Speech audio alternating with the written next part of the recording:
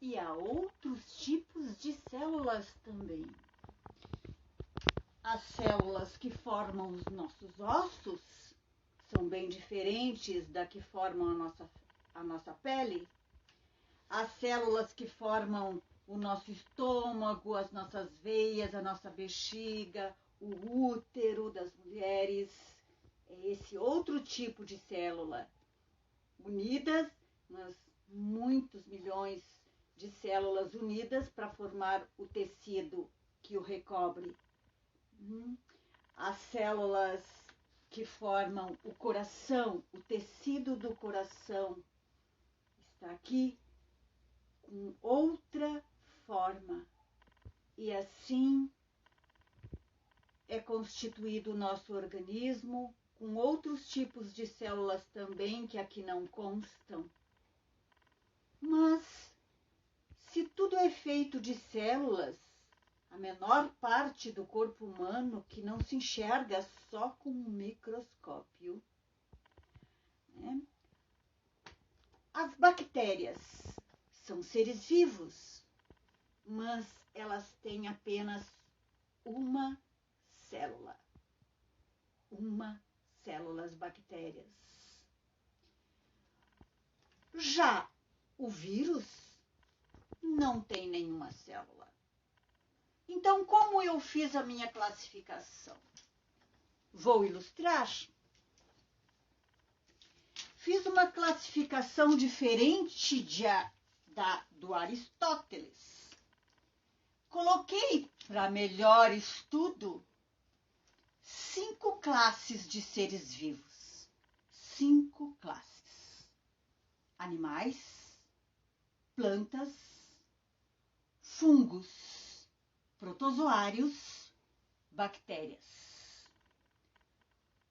O que são fungos? Fungos é aquele aspecto que tem o pão mofado, é o mofo, é um exemplo, é apenas um exemplo de fungo.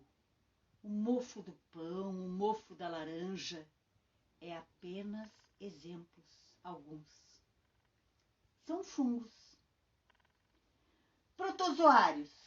Protozoários, vamos dar um exemplo, vermes.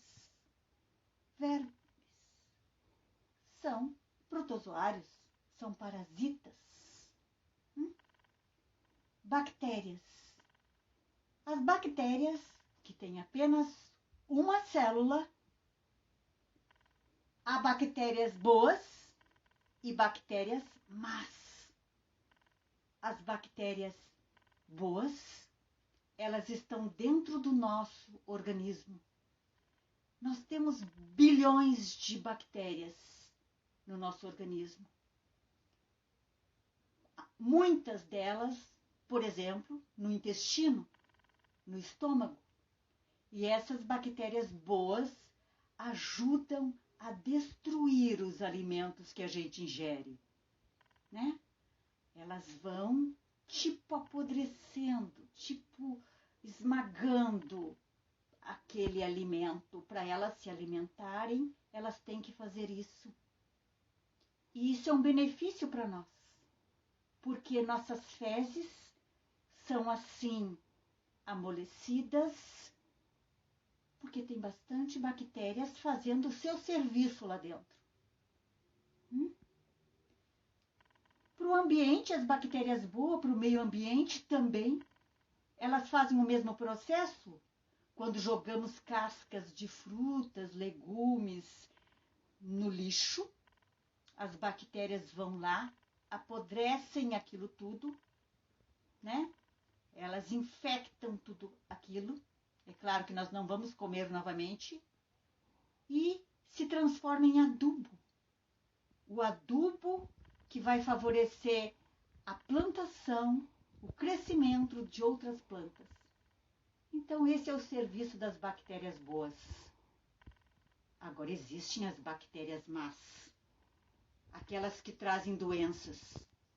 As bactérias que provocam amidalite, sinusite, otite e tantas outras doenças infecciosas.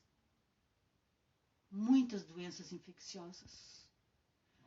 Mas há algo que nem eu e nem muitos cientistas conseguem colocar nessa classificação, nesse grupo de classificação: os vírus. Há muitos questionamentos se os vírus são seres vivos. Não se consegue chegar a uma conclusão definitiva, porque o vírus, apesar de destruir um ser humano, pode destruir um ser humano, ou pode ser um vírus passageiro, ele não tem célula, não tem nenhuma célula. E nas características para ser seres vivos, se diz que os seres vivos é composto de uma ou mais células. Ele é feito de proteínas e gorduras, constituído de proteínas, envolvido com uma gordura por volta, não com pele, não com tecido nenhum, mas gordura. Então, mas ele se reproduz, só que ele precisa da célula de uma outra pessoa, de um outro animal, para se reproduzir, de um outro ser vivo para se reproduzir. Mas ele se reproduz, só que ele vai precisar de uma outra célula emprestada. Então há muitos questionamentos, né? É ou não é um ser vivo? A maioria dos cientistas calculam que não seja um ser vivo. Mas até que se chegue a uma conclusão definitiva, resta apenas a explicação e a informação.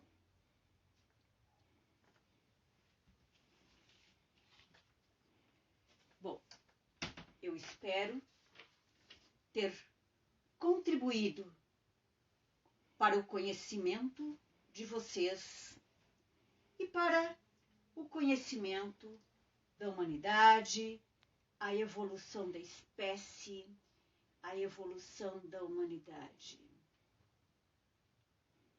Fico sempre às ordens para maiores explicações. E eu vou continuando as minhas pesquisas como um apaixonado pela natureza, pelos seres vivos.